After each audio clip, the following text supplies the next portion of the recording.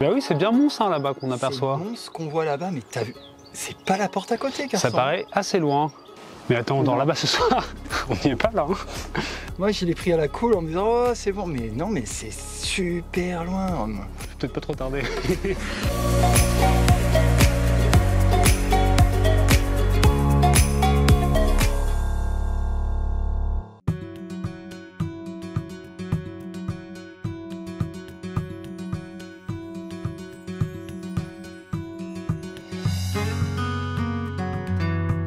Bon, allez. Ça part sur quoi là aujourd'hui?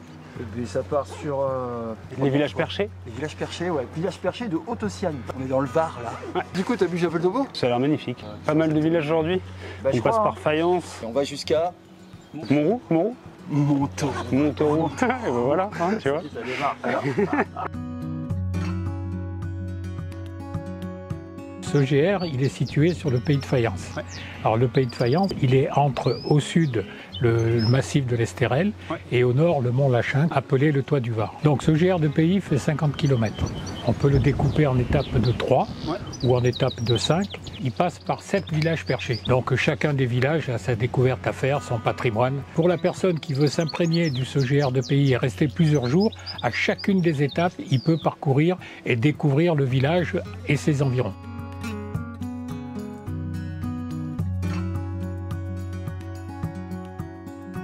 Regarde, il y a Fayence qui est là-bas. Ouais, il est vraiment très très bien positionné. Fayence. Trop bien par rapport à ces... Parce qu'on est parti ce matin à 8h, on va arriver à midi. C'est vraiment une rando.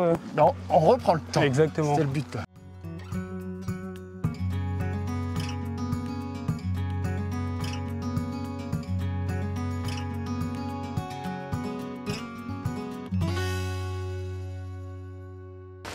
Ça montait un peu Fayence quand même pour arriver. Ouais, bah regarde le panorama qu'on va avoir. Ouh, panorama, ouais.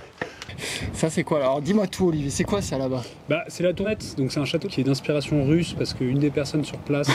Non c'est vraiment... Pour de vrai? Ouais je te promets. T'as tout appris? Bah, je l'ai lu mais non, je ne me rappelle pas du nom du propriétaire. Et il y a l'Estérel en arrière. Ah oui, derrière. ça c'est le Mont Vinaigre, je le sais parce que je l'ai fait celui-là. Ah bah voilà. Quelle coïncidence, quel timing. Et on n'a toujours pas mangé hein, par contre, moi j'ai dit ça, j'ai faim.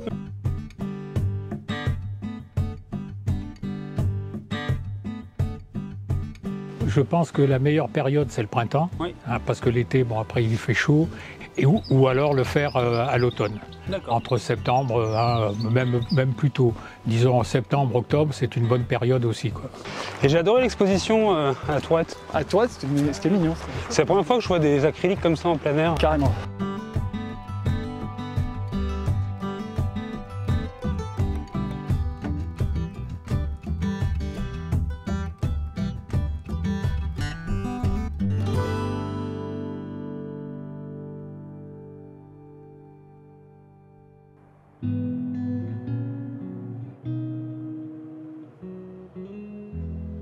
Tout à l'heure, t'as vu, là, on a croisé une dame à Montauroux là, qui nous disait allez voir le pont des Tuves, c'est trop beau. Il est là en fait le pont des Tuves, mais le problème c'est qu'il n'est pas sur le GR de pays. D'accord. Le GR de pays, il fait tout ça. Et il va remonter à Saint-Césaire par ici. Donc moi la proposition que je te fais, c'est de prendre le PR là, et nous de remonter sur Saint-Césaire, profiter des bords de Siagne. Ouais, voir quand même, ça doit être joli quand même de profiter du bord de la Siagne et d'être dans les gorges.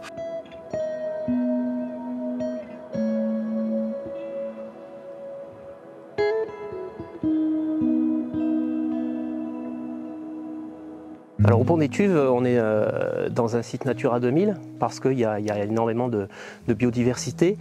Donc au Pont des Tuves, c'est vrai que la surfréquentation nous pose un petit problème. C'est les personnes qui se baignent après s'être enduit de crème solaire. Tout part à la rivière et malheureusement c'est très préjudiciable aux petits organismes qui y vivent. Et puis les gens qui font des mini-barrages, parce que ces mini-barrages vont réchauffer l'eau en ralentissant le débit de la rivière, vont l'appauvrir en oxygène, et puis ce sont des frayères à poissons qui vont disparaître, ce sont des caches à petits micro-invertébrés qui vont disparaître également.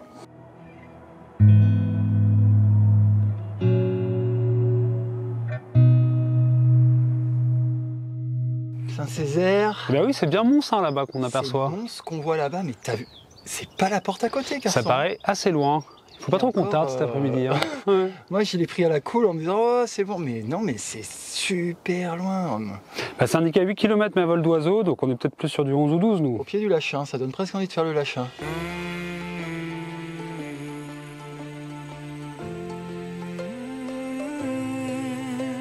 Alors la vallée de la Siagne, le site Natura 2000 qui est à cheval sur le 06 et le 83 fait environ 5000 hectares, du calcaire au nord, du cristallin au sud.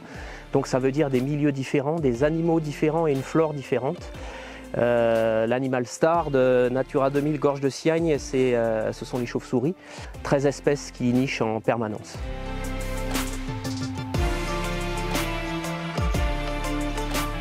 Bon, c'est un coup de cœur, bon. C'est super beau, puis le village est adorable. Et puis c'est la première fois qu'on a une ouverture paysagère aussi importante, on voit la baie de Cannes, on devine la Corse presque.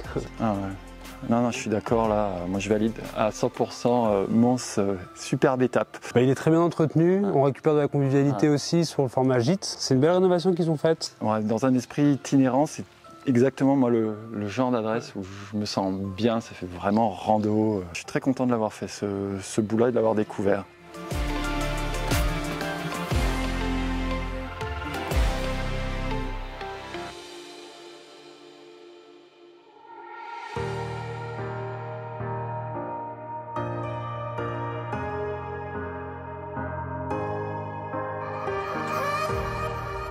La dernière étape du GR2PI, c'est l'étape qui va de Mons à Seillan.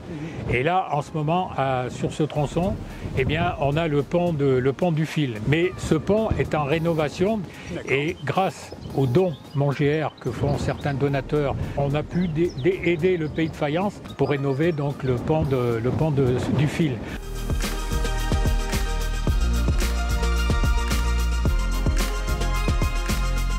Bon, ça y est, arrivé tout en douceur sur Seillan. La boucle est bouclée. Ouais, c'est agréable. Hein.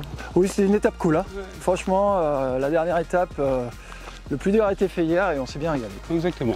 Très nature cette dernière étape. Un bon passage dans le Var. Allez hop.